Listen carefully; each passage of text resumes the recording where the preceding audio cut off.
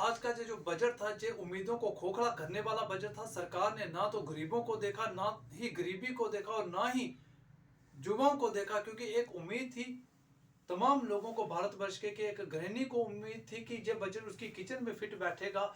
उम्मीद थी रोजगार के लिए युवाओं को कि उनके रोजगार के लिए जो बजट फिट बैठेगा। लेकिन इस सरकार ने जो बजट पेश किया उसमें सिर्फ प्रधानमंत्री आवास योजना पे इन्होंने पैसा खर्च किया। इन्होंने वंदे भारत की जो ट्रेनें मैन्युफैक्चर करने का एक प्रावधान रखा, वो भी आने वाले 3 सालों में। उसके तहत इन्होंने प्रधानमंत्री गति योजना के लिए इन्होंने टॉप प्रायोरिटी दी। मुझे ये समझ नहीं लग रही कि सरकार ने जिन जगहों पे प्रधानमंत्री का नाम इस्तेमाल होता है, जहां पर सरकार की जो स्कीमें थी, जहां इनको वाहवाही लगता था कि हम बटोर सकते हैं, वहां पे तो इन्होंने प्रायोरिटी दी। लेकिन गैस सिलेंडर को लेकर इन्होंने किसी तरह का भी कोई भी कदम नहीं उठाया।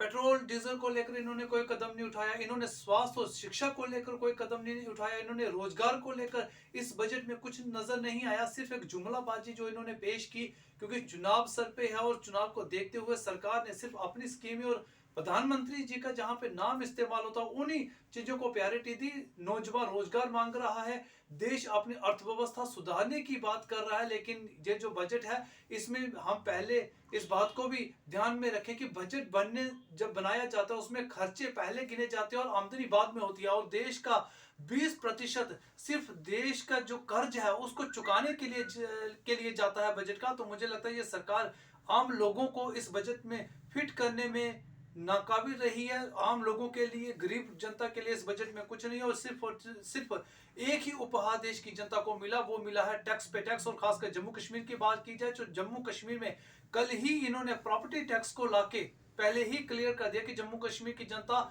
एक और टैक्स की मार झेलने के लिए तैयार है। दूसरी तरफ एयर इंडिया पहले ही इन्होंने ऑलरेडी एक प्राइवेट कंपनी को दे दी है। तो मुझे लगता है देश के जो अपने संसाधन थे वो बिकने की कगार पे हैं और कहीं तो इस सरकार ने बेच दिए थे। इस बजट में देश की अर्थव्यवस्था, देश के रोजगार, देश की जो गृहस्थी है उसकी किचन को देखते हुए मुझे लगता है इस बजट में कुछ नहीं है, सिर्फ और सिर्फ एक जुमला है।